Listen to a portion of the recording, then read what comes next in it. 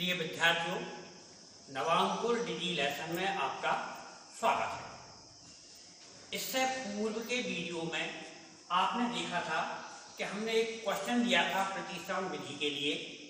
Question है √2x plus √3y बराबर 0, √3x minus √8y बराबर 0।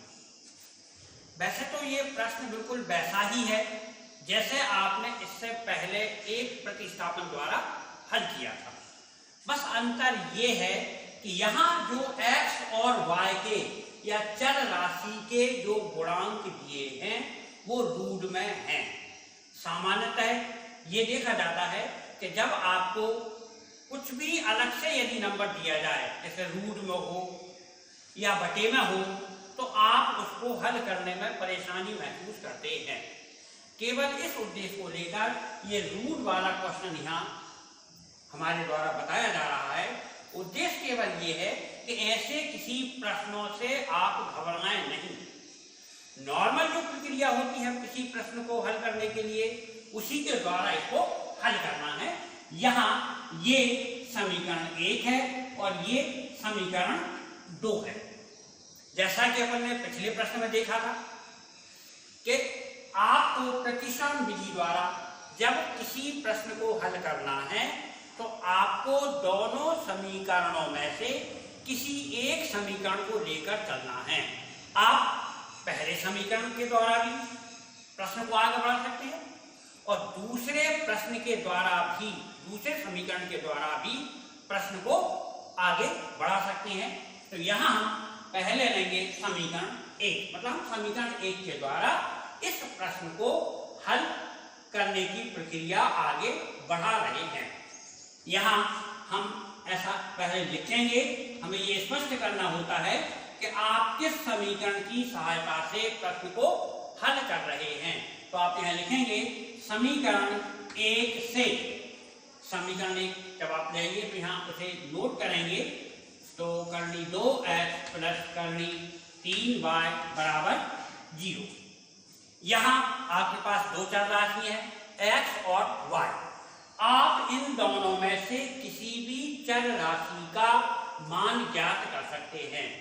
प्रयास ये किया जाता है कि यदि धनात्मक चर राशि का मान हम निकालें तो ज्यादा बेटर होगा, बट ऐसा जरूरी नहीं है।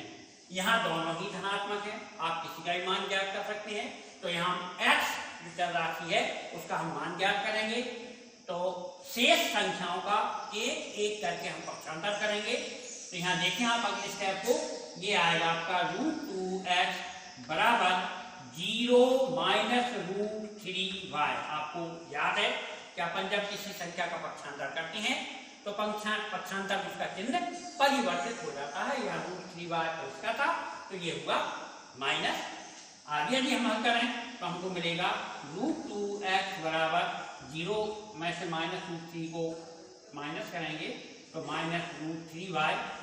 अगले स्टेप में आपका होगा x बराबर माइनस √3 बाय बटे √2। ये आपने जो दो चर राशियां थी x और y, उसमें से आपने चर राशि x का मान प्राप्त कर लिया है। इसे आप समीकरण 3 के द्वारा व्यक्त करेंगे। ये समीकरण 1 है, 2 है। समीकरण 1 की सहायता से आपने समीकरण 3 बनाया है। अब जैसा कि अपन ने पिछले प्रश्न में देखा था कि यदि आप समीकरण 3 या चर राशि x का मान समीकरण 1 से प्राप्त करते हैं तो यह मान आपको समीकरण 2 में प्रतिस्थापित करना होगा। यहां हमको ऐसा लिखना होगा, x का मान समीकरण 2 में प्रतिस्थापित करने पर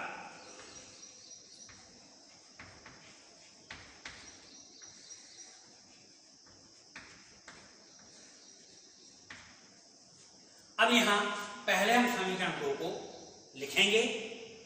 तो समीकरण तो हमारा है √3x माइनस √8y बराबर 0। देखें आप √3 ऐसा ही रहेगा x, तब आपको x नहीं लिखना है बल्कि x का मान जो आपने प्राप्त किया है उसको x के स्थान पर प्रतिस्थापित करना है। ब्रैकेट में लेंगे आप, x का मान है माइनस √3y बटे √2। ये देखिए √3 का √3 है, ये x का मान है माइनस √8y बराबर 0। यहां हमने केवल जो x चर राशि थी उसके स्थान पर उसका मान प्रतिस्थापित किया है। इसको हल करें अगले प्रक्रिया में, तो यहां आता है √3 का माइनस √3 से गुणा करेंगे तो ये आएगा आपका माइनस 3y बटे ये हुआ √2 माइनस √8y बराबर 0। यहां इस प्रक्रिया को आगे बढ़ाने के लिए आपको दोनों को लघुत्तम लेकर एलसीएम लेकर इनको हल करना होगा। यहां √8y के डिवाइड में आप 1 ले सकते हैं, यहां आप √2 और 1 का एलसीएम लें तो ये आएगा आपका √2। एलसीएम लेकर जो प्रक्रिया हम यहाँ करते हैं वो आप पहले से उसमें परफेक्ट हैं, पारंगत हैं। तो यहाँ √2 से √2 को हम डिवाइड करेंगे, ये 1 टाइम होगा, 1 का ऊपर मल्टीप्लाई करेंगे तो आएगा माइनस 3y माइनस 1 का √2 में भाग देंगे तो √2 बाहर जाएगा, इसका √8 में गुणा करेंगे तो ये आएगा आपका √16y बराबर 0। आगे बढ़ाना है प्रक्रिया को, ये होगा माइनस 3y माइनस आपने पहले से पढ़ रखा है कि ये जो √16 है यदि हम इसका वर्गमूल लें तो ये होगा 4। तो यहाँ √16 का वर्गमूल लिया तो ये आया आपका 4y बराबर 0। √3y माइनस का है, 4y भी माइनस का है तो ये होगा माइनस का 7y बराबर 0। तो y बराबर 0 बटे माइनस 7 तो y बराबर 0। ये आपकी एक चर राशि का मान आपने प्राप्त कर लिया। अब ये जो y का मान आपको आया है, प्राप्त किया है, इसे आप समीकरण 1 या 2 या समीकरण 3 में प्रतिस्थापित करेंगे तो आपको x का मान भी प्राप्त हो जाएगा। लेकिन यहाँ सबसे बेटर कंडीशन ये होगी कि आप y का मान समीकरण 3 में प्रतिस्थापित करें तो इसका उत्तर आप जल्दी प्राप्त कर पाएंगे। तो आपको y का मान समीकरण नंबर 3 में प्रतिस्थापित करना है। आप लिखेंगे y का मान समीकरण 3 में प्रतिस्थापित करने पर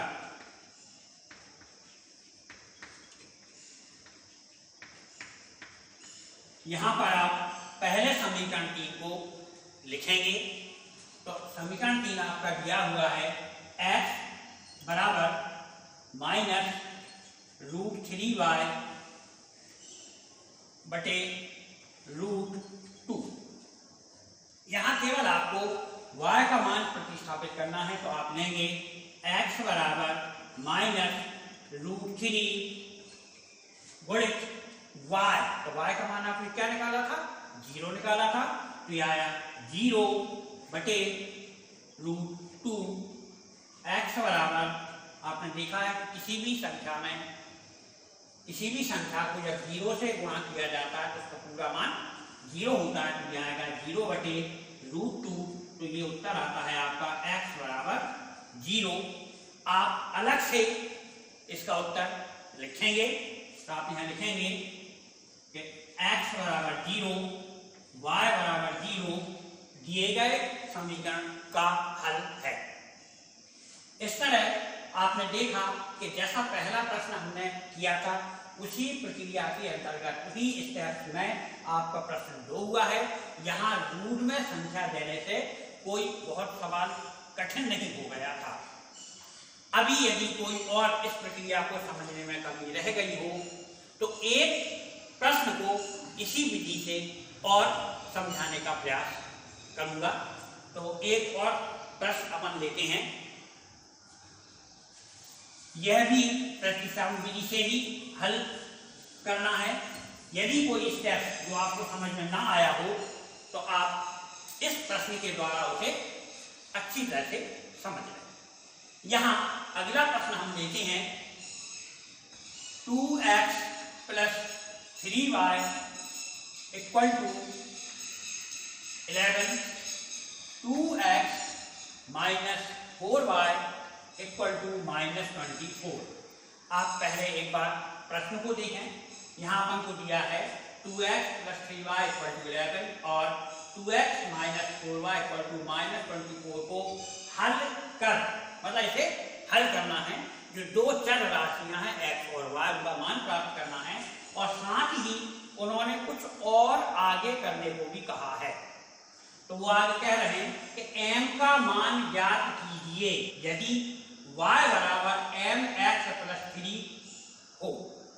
यहाँ आपको समीकरण हल करने के अतिरिक्त x और y के मान प्राप्त करने के बाद आपको यहाँ m का मान भी ज्ञात करना है। तो आप देखिए प्रश्न को हल अपन प्रतिस्थापन विधि के द्वारा ही कर रहे हैं। यहाँ शुरुआत करते हैं। तो ये समीकरण 1 है, ये समीकरण 2 है। जैसा कि हमने इससे पिछले प्रश्न में देखा था कि हम किसी एक समीकरण को लेकर चलेंगे। तो यहाँ हम लेते हैं समीकरण 1 से। समीकरण 1 को हम यहाँ लिखें तो 2x + 3y = 11। यहाँ चर राशि x का मान हम पहले प्राप्त करना चाहेंगे। तो यहाँ पहले हम पक्षांतर करते हैं। तो ये होगा 2x = 11 - 3y, 3y प्लस का था, पक्षांतर किया, माइनस हुआ। हमको चर राशि x का मान प्राप्त करना है। हम यहाँ से 2 का और पक्षांतर करेंगे तो ये आता है x बराबर 11 - 3y बटे 2। ये चर राशि x का मान आपने प्राप्त कर लिया है। इसे आप कहेंगे समीकरण नंबर 3। अब ये जो समीकरण 3 हमारा प्राप्त हुआ है, ये समीकरण 1 से हमने प्राप्त किया है। तो निश्चित है कि फिर आप इस x का मान कहाँ प्रतिस्थापित करेंगे? समीकरण नंबर 2 है। तो आप यहाँ लिखेंगे x का मान समीकरण 2 में प्रतिस्थापित करने पर, और इसके लिए आप समीकरण 2 को पहले लिखेंगे। तो ये हुआ 2x - 4y बराबर -24। प्रक्रिया को फिर देखें। ये 2 रहेगा, यहाँ है x। तो आपको x ना लिखकर इसके स्थान पर आपने जो x का मान प्राप्त किया है इस मान को यहाँ आप प्रतिस्थापित करेंगे। यहाँ ब्रैकेट में लेंगे आप, x का मान है 11 - 3y बटे 2। ये 2 रहा, ये x का मान हुआ, ये माइनस है, -4y बराबर -24। आप देखें 2x - 4y = -24। मान प्रतिस्थापित कर लिया। इसको हल करें तो पिछले प्रश्न में हमने देखा था कि किसी संख्या को हम काट नहीं पाए थे, ऐसी कंडीशन नहीं थी, लेकिन आप ये देख रहे हैं कि यहाँ इस 2 से इस 2 को काटा जा सकता है।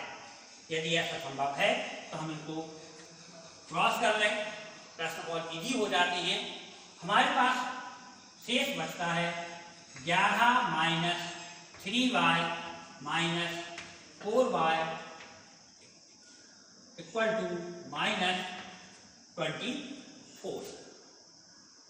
आप देख रहे हैं 3y यहाँ माइनस का है और 4y भी माइनस का है। आपको पता है कि कोई भी दो संख्या यदि ऋणात्मक होती हैं तो उनको हम प्लस कर लेते हैं, जोड़ लेते हैं, लेकिन साइन माइनस का ही रहता है। तो ये आपका आएगा 11 माइनस 7y बराबर माइनस 24।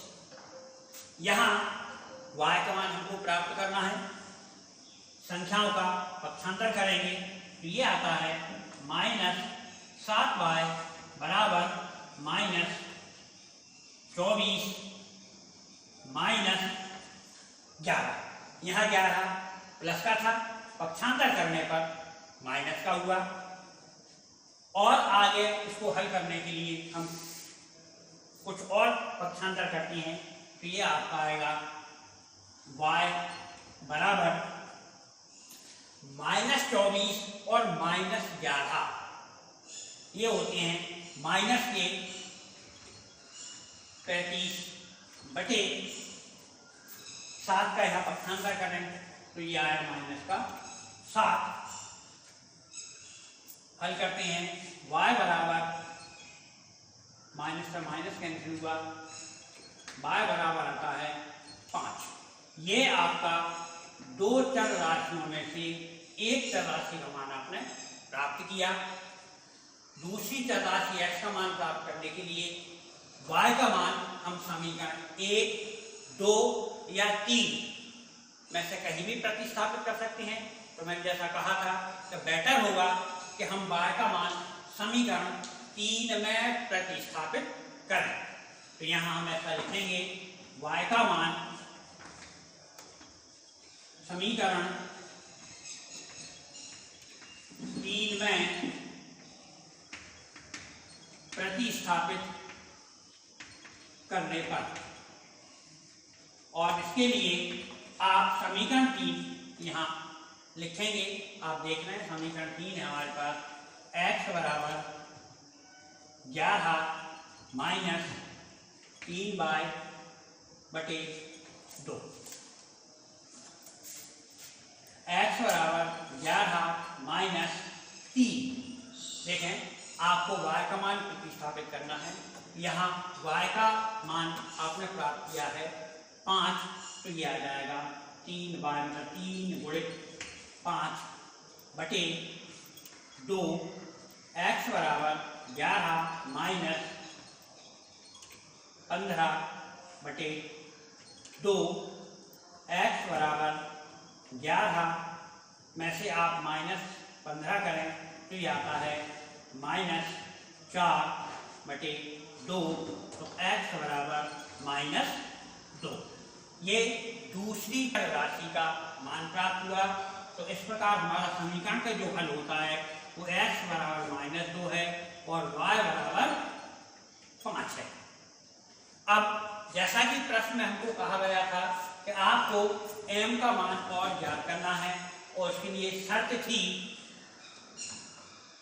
y बराबर mx प्लस 3। यहाँ हम x और y के मान इस समीकरण में प्रतिस्थापित करें तो आप देखेंगे y का मान 5 है, ये हुआ 5 बराबर mx, x का मान माइनस 2 है प्लस 3। हल करते हैं तो हमको प्राप्त होता है 5 बराबर माइनस 2m प्लस 3। हल करें तो 5 माइनस 3 बराबर माइनस 2m उनको हम 5 में से 3 को माइनस करते हैं तो ये आता है आपका 2 इक्वल टू -2m। हमें यहाँ m का मान प्राप्त करना है। m का मान प्राप्त करने के लिए पक्षांतर विधि का प्रयोग करते हैं तो यह आएगा 2/-2 बराबर m। तो यह आएगा m बराबर -1। यहाँ आपका प्रश्न पूर्ण होता है कि ये जो दो चर राशियाँ थी इनका मान x बराबर -2 y बराबर 5 है और यहाँ m का मान -1 है। ये प्रतिस्थापन विधि द्वारा आपने इन सवालों का अभ्यास किया। इसी प्रकार के प्रश्न आपकी प्रश्नावली में और हैं जिनका आप अभ्यास कर सकते हैं। अब एक प्रश्न के द्वारा मैं इस प्रक्रिया को थोड़ा सा आगे और समझाना चाहूँगा कि आगे जो प्रश्नावली के प्रश्न दिए हैं उनको आप किस प्रकार हल कर सकते हैं।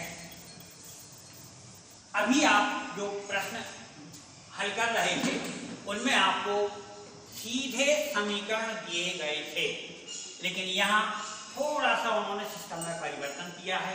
पहले आपको प्रश्न की भाषा को समझना है, उसके आधार पर समीकरण बनाना है और फिर आपको इसको हल करना है। तो एक प्रश्न को हम समझने का प्रयास करते हैं। प्रश्न है, दो संख्याओं का अंतर 26 है। दो संख्याओं का अंतर 26 है और एक संख्या दूसरी की 3 गुनी है। उन्हें ज्ञात कीजिए। देखिए प्रक्रिया वही है जो अभी आप कर रहे थे, बस यहाँ उन्होंने केवल एक काम अपन को अधिक कर दिया है, वो है कि प्रश्न को समझकर समीकरण को बनाना। अब यहाँ जैसा उन्होंने कहा है कि आपको दो संख्याएं ज्ञात करना है, तो निश्चित है कि वो दो संख्याओं को आप मानकर चलेंगे। तो आप लेंगे कि माना एक संख्या x और दूसरी संख्या y है। तो यहाँ आप पहला सा लिखेंगे, माना पहली संख्या x दूसरी संख्या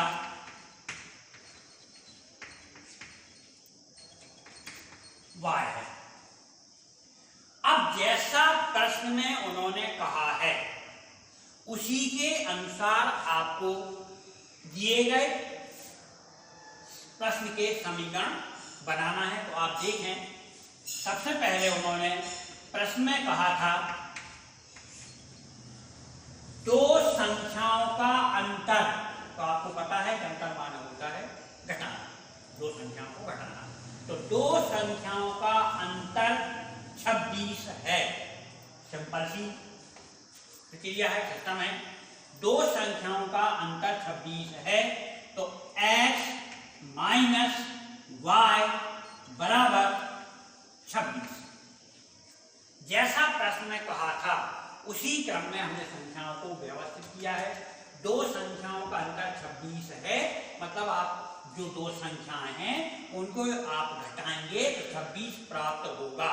तो x माइनस y बराबर 26, ये हुआ समीकरण 1। अब दूसरी जो कंडीशन उन्होंने दी है, दूसरी स्थिति है, हम उस पर विचार करेंगे। तो हम लिखेंगे पुनः प्रश्नानुसार, मतलब जैसा दूसरी बार प्रश्न में कहा गया है उसके अनुसार यदि हम देखें तो उन्होंने हमसे कहा है एक संख्या मतलब पहली संख्या, तो एक संख्या मतलब जो x है वो दूसरी मतलब y की 3 गुनी है। ये अगली कंडीशन है। यदि हम इसको गणितीय रूप में लिखें तो उन्होंने कहा पहली संख्या, तो आपको ज्ञात है कि पहली संख्या आपने क्या ली है x, दूसरी y की 3 गुनी है। गुनी का मतलब होता है गुणा करना, 3 गुनी है। तो ये इसका अर्थ निकलता है कि जो पहली संख्या है वो दूसरी संख्या की 3 गुनी है, अर्थात दूसरी संख्या में आप 3 का गुणा करोगे तो वह पहली संख्या के बराबर होगी। ये दूसरी स्थिति थी जिसको आप कहेंगे समीकरण नंबर 2। अब आप देखें कि जैसे अभी तक अपन को प्रश्न में 2 समीकरण दिए थे, ये कंडीशन को पढ़कर या इन शर्तों को पढ़कर हमने ये 2 समीकरण प्राप्त कर लिए हैं। यहाँ आपको x का मान पहले से ही दिया हुआ है, आपको किसी समीकरण को लेकर नहीं चलना है। और यहाँ समीकरण 2 का मान समीकरण 1 में आप प्रतिस्थापित कर देंगे। मैं इसको हल नहीं कर रहा हूँ। इस प्रश्न को आपको प्रतिस्थापन विधि के द्वारा हल करना है, तो आपको इसका अभ्यास होगा। और ऐसे ही आगे कुछ क्वेश्चन बुक में दिए गए हैं, प्रश्नावली के अंतर्गत दिए गए हैं, आप उनको समझेंगे, उनकी भाषा को समझेंगे, उनकी शर्तों को देखेंगे और उसके अनुसार आप समीकरण बनाकर उनको प्रतिस्थापन विधि के द्वारा हल करेंगे। आपको 2 संख्याएं प्राप्त हो जाएंगी।